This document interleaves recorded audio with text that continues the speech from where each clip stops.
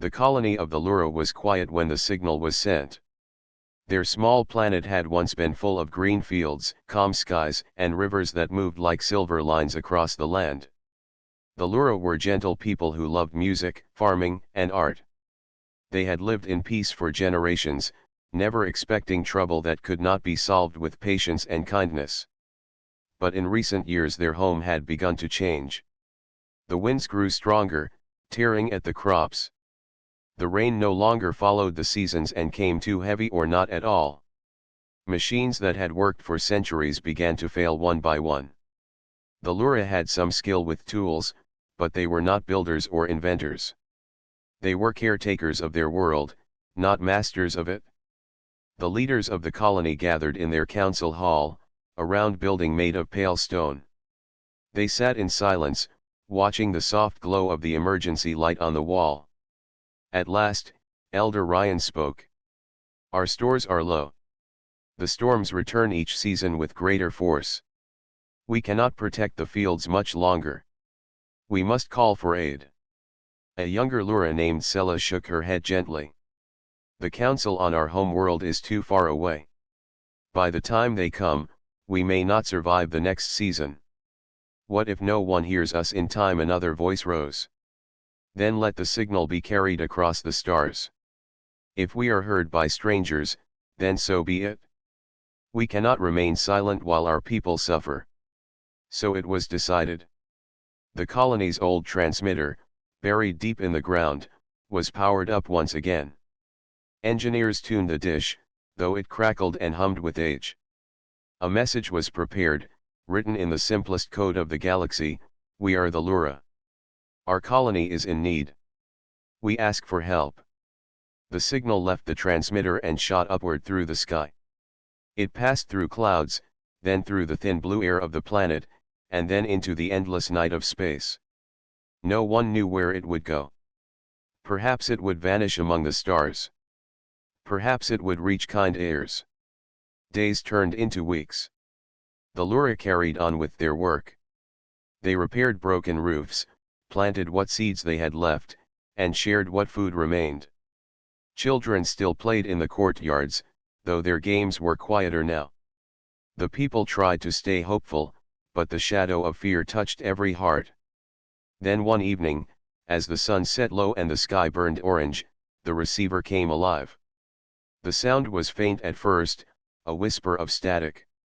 The engineers hurried to the station, their hands shaking. The signal grew stronger, and then words appeared on the screen. The message was clear: "We hear you. Help is coming." The council gathered quickly. Excitement and fear mixed together. Who had heard them? Who was answering? Elder Ryan looked at the screen, his face pale. The words were written in the language of humans. The hall grew silent. The Lura knew of humans, though they had never met one. Across the galaxy, stories were told about them.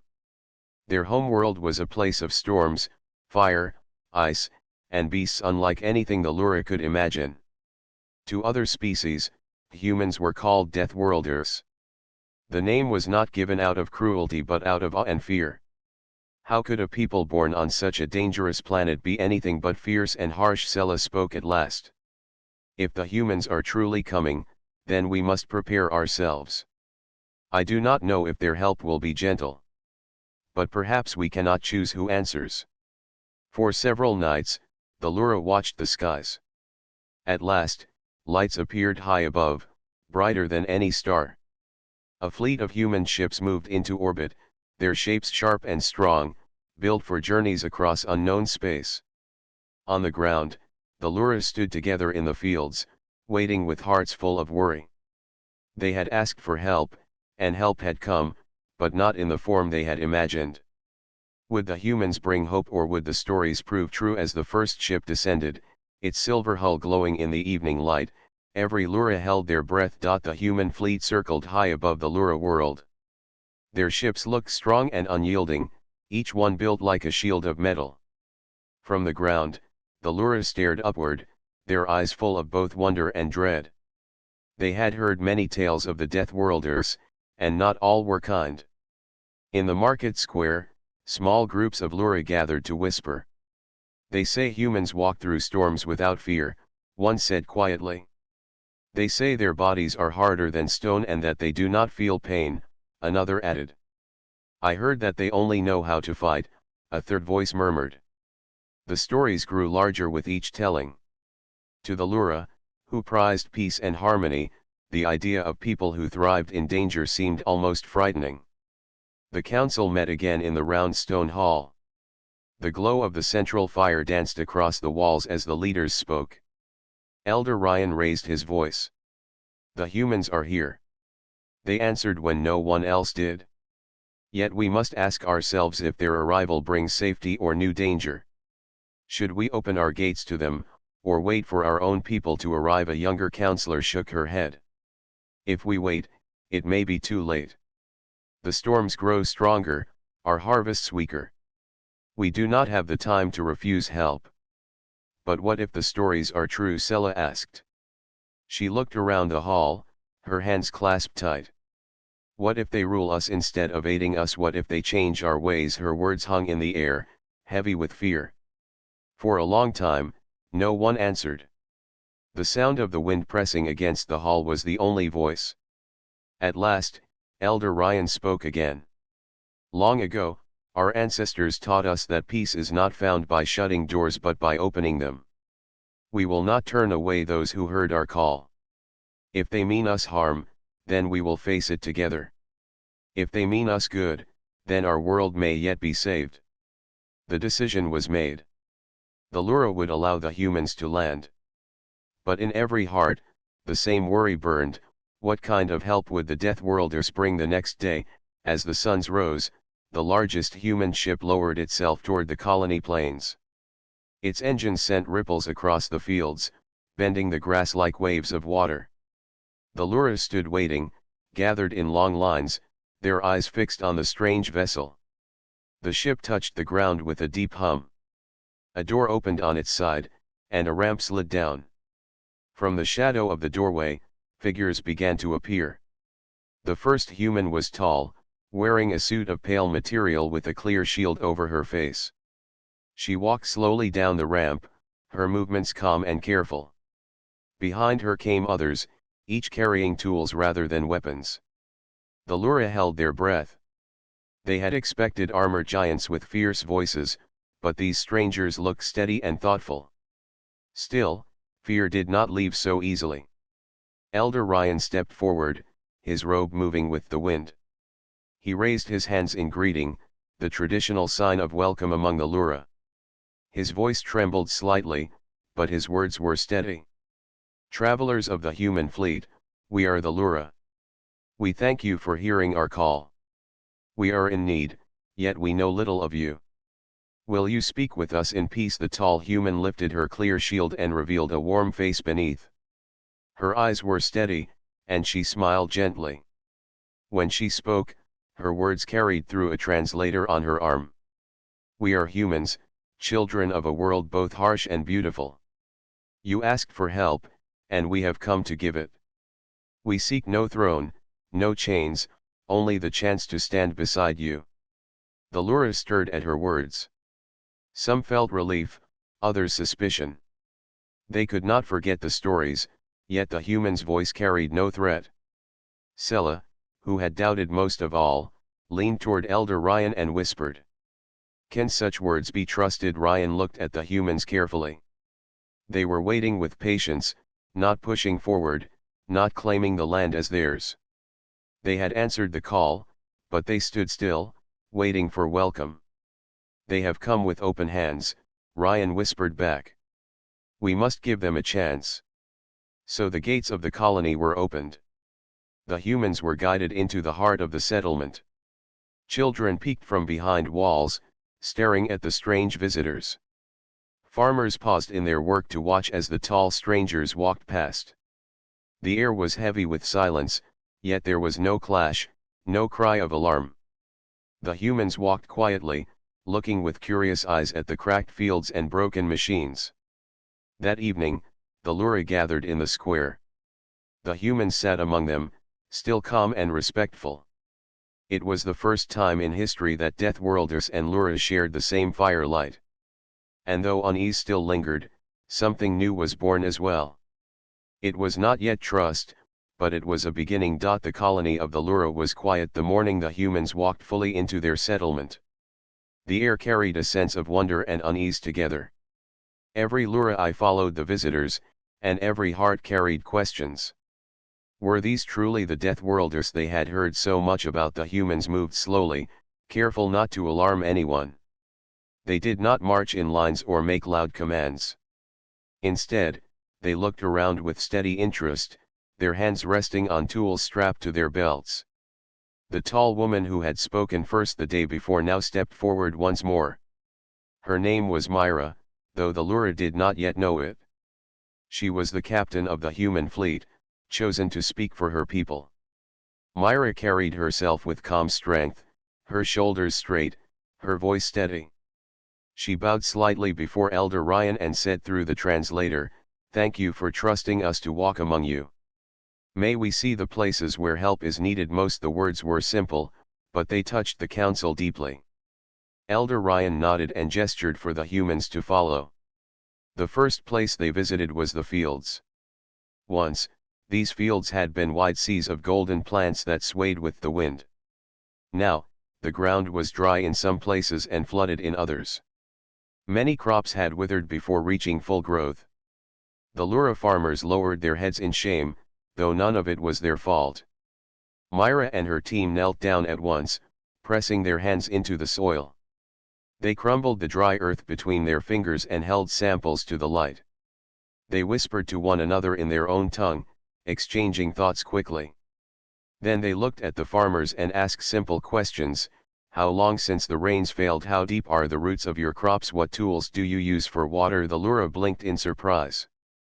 They had expected to be ordered aside, to be told their ways were weak. Instead, the humans were asking, listening, learning. From the fields, the group moved to the energy station. It was an old structure of stone and crystal, built long before the colony was founded. Once, its power ran through every home, keeping machines alive and warm. Now the lights flickered weakly, and half the circuits no longer worked. A human engineer stepped forward.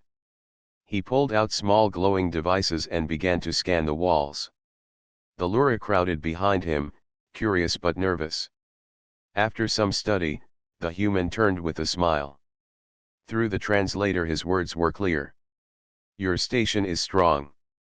It is not broken, only tired. With a few changes it can breathe again. The Lura did not fully understand, but the tone of hope was enough. They exchanged glances of wonder. The final place was the shelter of the children.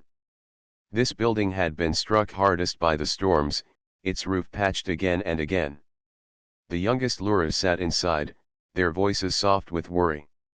When they saw the humans enter, many hid behind their teachers.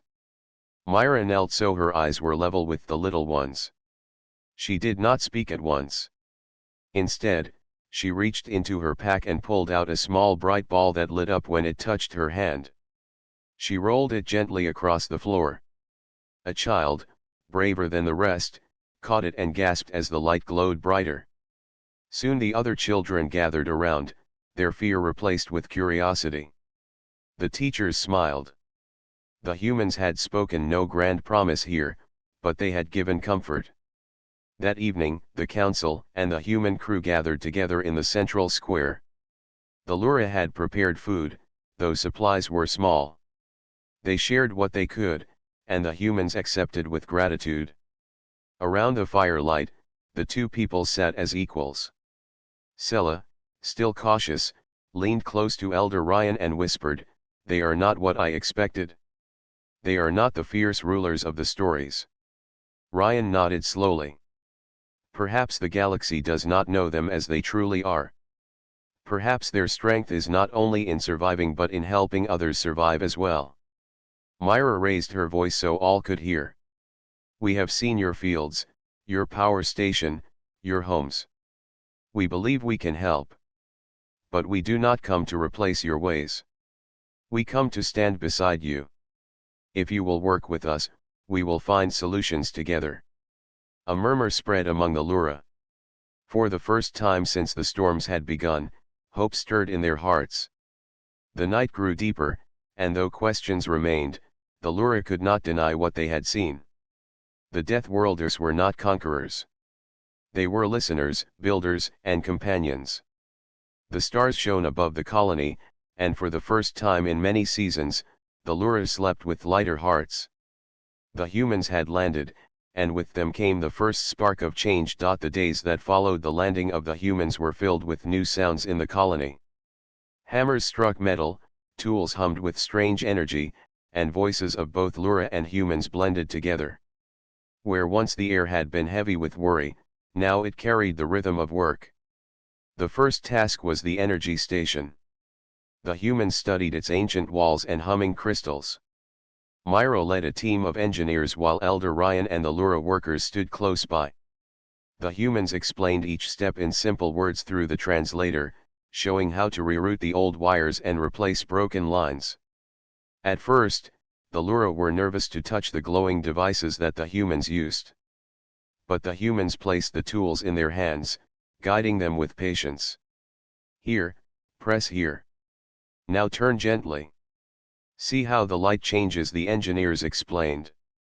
When the circuits came alive again and the lights of the station glowed brighter than they had in many years, cheers rose through the hall. The Lura clapped their hands in joy, and the humans smiled back. The power of the colony had been restored, not by force but by shared hands. Next came the fields. The humans studied the soil with quiet focus. They planted small patches of their own hardy seeds from earth alongside the Lura crops. These plants, they explained, could grow even in poor soil and could protect the weaker crops by holding the ground together. At first, the farmers were unsure. What if these plants take too much water? What if they spread too far? They asked. But Myra answered calmly. On our world, we learn to plant many kinds together. Each protects the other. Alone they may fall, but together they stand strong. The words touched the farmers. They remembered their own teachings of harmony and balance, and they agreed to try. Soon, rows of mixed crops filled the fields, watched over by both Lura and humans working side by side. Then the storms returned. Dark clouds gathered over the colony, winds rising with sharp cries. In the past, the people would have hidden indoors, fearing roofs might break and walls might fall. But this time, the humans were ready. They had shown the Lura how to build shelters that bent with the wind instead of fighting against it. Tall frames of flexible wood and strong woven ropes stood in the open fields. As the storm came, the shelters swayed gently, moving with the air instead of breaking apart. Families gathered inside, safe and calm, while rain poured outside. Sella stood within one of the shelters, her eyes wide as she watched the walls bend but hold. She turned to Myra and said, "You make it look so simple. We struggled for many seasons, yet you solved it in days." Myra shook her head. "It is not simple. On our world, storms are our teachers. They force us to learn quickly. We only share what we once learned in hardship." The words stayed with Sella long after the storm passed. She had begun to see that the human strength was not in dominance but in survival and sharing. As the sun rose after the storm, the colony looked different. Lights shone brightly from the energy station. Crops stood stronger in the fields, their roots firm in the soil. The shelters remained upright, ready for the next test of weather. The children, once quiet and afraid, now played with the glowing ball Myra had given them, their laughter echoing through the square. Some of the humans joined their games, showing them new ways to play, tossing small objects high and catching them with skill. The children's fear had melted into joy. In the evenings, the two peoples gathered around the fire in the central square. They shared stories of their worlds. The Lura sang gentle songs about rivers and stars. The humans told tales of mountains covered in snow, deserts wide as seas, and forests filled with endless voices.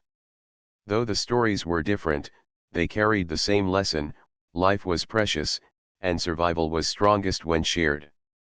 One night, as the stars shone brightly, Elder Ryan spoke to the humans. "We feared you when you first came. We thought the name Deathworlder meant you brought only danger. But now I see that the name also means you bring strength. You do not only endure hardship. You use it to bring hope." Myra bowed her head with respect. "We are honored to stand with you. Every world teaches its own lessons. Ours taught us that no storm is too strong when people hold each other up." The council members nodded, and the people of the colony felt warmth in their hearts. The work had only begun, but already their lives were brighter. The humans had not come to rule. They had come to share. And in sharing, they had given the Luras something even greater than power or food.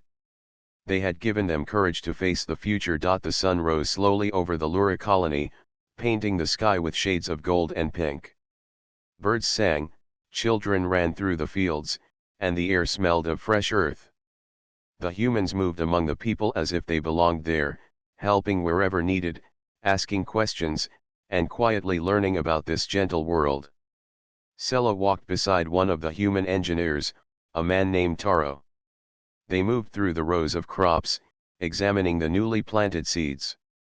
Sela's curiosity had grown each day, and she could not stop asking questions. "How do you know what to plant here? What if it does not grow?" she asked. Taro smiled. "We have learned to watch closely. Every place has its own ways. The soil, the water, the sun. We watch and adjust. Life teaches us patience and observation." Sela nodded slowly. She had never thought of farming in that way. To her, it was always following tradition. Now she saw that care and attention could create new possibilities. Later, they went to the energy station. A young Lura technician named Fira had been nervous about the new devices. She whispered to Sela, "I am afraid to touch these machines. They are strange and glowing. What if I break them?" Taro placed a hand gently on her shoulder. "Mistakes teach more than success. If you try, you will learn. We all make mistakes, even on our own world. That is how we grow." Fira smiled, her confidence growing with each small action. She pressed buttons, turned dials, and watched the energy flow stabilize. The hum of the machines was steady, warm, and comforting. In the fields, Myra worked beside farmers to rebuild small irrigation channels. As she placed stones and guided water, a small Lura child ran to her, holding a broken toy. The child's eyes were wide with hope. Myra took the toy carefully and repaired it using a small tool from her belt. When she handed it back, the child laughed and hugged her leg. Myra smiled, her heart light. She had not come to conquer this world, only to stand with it. Elder Ryan observed all of this from a distance. He had watched the humans from the moment they arrived, expecting strength and perhaps harshness. Yet he saw something unexpected. The humans did not simply fix problems. They taught, encouraged, and guided. They adapted their knowledge to the world of the Lura instead of forcing their own ways. They worked as equals, not rulers. At night, around the central fire, Sela asked one of the human engineers a question that had been on her mind for many days. "Why do you help strangers?" she asked softly. "On our stories, humans survive through strength. You could take whatever you want, and yet you choose to give." The engineer, a woman named Lyra, looked into the fire for a moment. Then she spoke, her voice calm and steady. "Our world is dangerous. We learned early that survival is not about being the strongest alone. It is about helping each other, sharing what we have, and protecting those who cannot defend themselves. That is how we live. That is how we thrive." Sela's eyes widened. She had never thought of strength in that way. To the Lura, survival was quiet and careful. To the humans, survival was connected to helping others. The Lura began to notice more and more small things. The humans laughed freely, even when work was hard. They celebrated small victories and encouraged everyone to try again if something failed. They shared stories, food, and ideas without any thought of reward. It was as if their joy itself was a gift, one that could lift the hearts of all around them. Elder Ryan realized the truth. The humans' greatest strength was not their ability to survive storms or fight dangers. It was their spirit of endurance, kindness, and hope. They had turned their world's challenges into a way to help others. That night, the council gathered once more. They spoke in hushed tones, their voices full of wonder. "We feared them at first," one counselor said. "We thought they were fierce and dangerous." "Yes," Ryan agreed. "But now I see that their strength is hidden in their hearts. They endure, they adapt, and they share. This is a gift we have never known before." Sela sat quietly, her mind full of new understanding. She had once believed that humans were only strong in body. Now she knew that their hidden gift was greater. Their strength was in the way they helped others rise with them. The Lura colony, once full of worry and fear, began to feel hope grow. Crops were stronger, machines hummed steadily, children laughed, and the people felt courage for the first time in many seasons. The humans had come to answer a signal. But they had given much more than repair or guidance. They had shown the Lura the hidden gift of humanity, that strength and kindness could grow together, and that hope could be built, even in the hardest times. The stars shone above the colony that night, bright and clear. The Lura looked up, their hearts lighter. They had been given a rare lesson, one that would remain with them forever. The colony of the Lura had begun to change. Where fields had once been broken and dry, rows of green now stretched toward the suns. The air no longer carried the heavy scent of worry, but a freshness that seemed to promise life and possibility. The humans moved through the settlement, quietly observing the results of their work. Myra walked alongside Elder Ryan, her eyes scanning the restored energy station and the irrigation channels that flowed through the fields. "You have done much for us already," Ryan said. "The colony feels alive again. Our people are smiling after seasons of fear." Myra nodded. "It is not only our work. It is the work of everyone together. Humans and Luras side by side can achieve more than either alone." The Council of the Lura had received word from their home world. A small delegation was arriving to see the condition of the colony and to guide future rebuilding. The councillors were curious, even cautious, as they had heard stories of humans from faraway planets. When the Lura Council landed, their eyes widened. They had expected a colony full of fear and despair. Instead, they found children laughing in the streets, machines working smoothly, and crops standing tall against the wind. Elder Ryan introduced the humans and spoke of their help. "These are the Deathworlders who answered our call. We feared them, yet they have shown us great kindness and strength." The council studied the humans carefully. The stories of the galaxy had painted them as dangerous, unpredictable, even ruthless. But here, the humans stood patiently, waiting to answer questions, smiling gently at the children, helping repair what had been broken. One of the counselors, a tall Lura with silver hair named Fenra, stepped forward. "We did not expect such care. The tales of humans speak of fear, but what we see is something else. What you bring is not only strength, but hope." The humans bowed slightly. "We did not come to conquer or to command," Myra said. "We came to help. Your world called, and we answered. That is all we ask." The Lura Council spent the day moving through the colony. They saw the repaired energy station, the strengthened shelters, and the mixed crops that would survive storms more easily. Everywhere, humans worked alongside the Lura, explaining techniques, offering guidance, and laughing when mistakes were made. Sela walked with the counselors, showing them the changes she had seen. "The humans are patient," she said. "They do not push or demand. They watch, teach, and help. They have made us stronger, not weaker." Fenra nodded thoughtfully. I see now that our fear was based on stories, not truth. The humans are indeed fierce, but not in the way we imagined. Their strength comes from endurance and kindness, from helping others and never giving up. By evening, the sun began to set, casting long shadows over the colony. Families gathered in the central square to celebrate. The humans joined in, sharing songs and stories from their own world. The Lura sang gentle melodies, and the children danced with lights in their hands.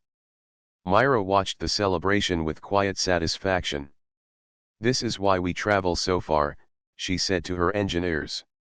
"Not to prove strength, but to show that survival is best when shared with others." As the stars appeared in the sky, brighter than they had been in many seasons, Elder Ryan spoke to the crowd. "We asked for help, and help came. But it brought more than repairs or tools. It brought hope. Our people can now face storms without fear, and our hearts are stronger than ever." The counselors smiled at one another. They had come expecting to guide the colony, but they were the ones learning now. They had seen what true courage and strength could look like when combined with compassion. Sella stood quietly at the edge of the crowd, watching Myra repair a small device for a child. She understood now what had been hidden behind the name Deathworlder. It was not only survival, not only endurance, but the choice to lift others up while facing hardship. The night grew deep, but the energy of life and hope remained. The humans had shown that even the most desperate signals could be answered with care and courage. They had not simply saved a colony, they had restored belief in a future where people of different worlds could stand together. Above the settlement, the stars twinkled as if in approval. The Lura felt a warmth in their hearts, a promise that help could come from the most unexpected places, and that even the hardest trials could be met with hope. The human fleet remained in orbit, quiet but watchful, ready to aid if needed again. And the Lura slept that night with light hearts, knowing that the world they loved could endure and thrive. The sun rose over the Lura colony with a golden glow that seemed brighter than usual. The fields swayed gently in the wind, the shelters stood strong, and the energy station hummed quietly, steady and alive. The people of the colony moved with a sense of purpose, their hearts lighter than they had been in years.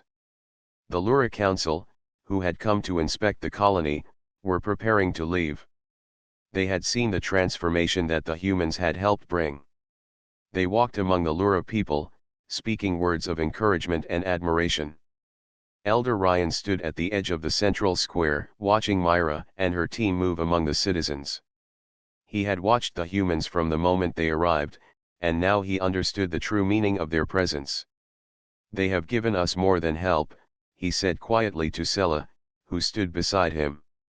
"They have given us courage, hope, and the knowledge that we are not alone in the universe." Myra approached the council and bowed respectfully. "It is time for us to continue our journey," she said.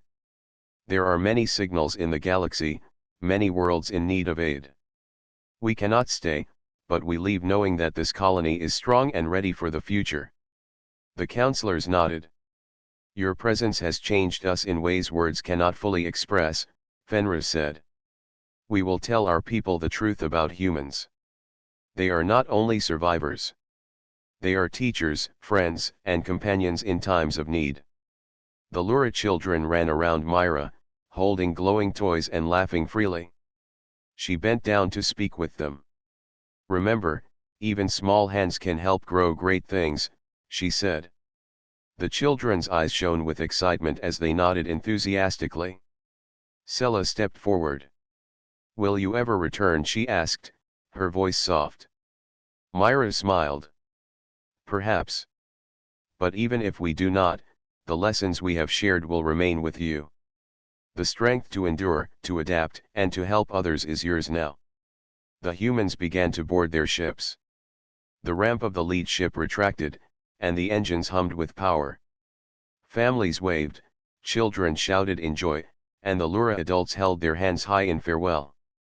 As the fleet lifted into the sky, Elder Ryan raised his voice so all could hear. "Let it be known throughout our world and to any who hear our words, the Deathworlders are not to be feared for their strength alone. They are to be respected for their courage, their care, and their willingness to help those in need. The Lura watched as the ships disappeared into the stars. Even though the humans were leaving, their presence remained in every repaired field, every humming machine, and every smiling child. The colony had not only survived the storms but had learned a lesson about hope and friendship that would last for generations. Sela turned to Ryan. "I was afraid at first," she admitted. "I thought humans would be harsh or cruel. But they have shown us something more. They showed us that strength is not only in survival but in lifting others while facing challenges together." Ryan nodded. "Yes. That is the true gift of humanity. And now it is a gift that belongs to us as well. We will remember it always." The counselors gathered their belongings and prepared to return to the home world. Fenrir looked back at the colony one last time. "This place will thrive," she said. "And the story of the humans who answered our call will inspire all of our people." As night fell, the colony glowed softly under the light of the twin moons. Fires burned in the central square, laughter carried through the streets, and the stars above twinkled like watchful guardians. The Lura children pointed at the sky. "One day, I want to see the humans again," one said. "Perhaps," another replied, "or perhaps we will help others the way they helped us." The elders smiled, knowing that the lesson of the humans would continue to grow. The colony was no longer only a place of survival. It was a place of learning, hope, and courage. Above them, the stars stretched endlessly, reminding the Lura that the galaxy was vast and full of possibilities. If another call for help was ever sent, they now understood that someone, somewhere, would answer it. And in that understanding, the Lura found peace. They had seen what strength truly meant, and it was not in power alone, but in endurance, compassion, and the courage to help others when they were most in need. The human fleet had left, but their lesson remained. The Lura knew that even across the vastness of space, bonds could be formed, hope could be shared, and lives could be changed forever. The colony slept peacefully under the stars, a new chapter beginning for a people who had learned the hidden gift of the Deathworlders, that true strength lies in helping others rise, together, among the stars.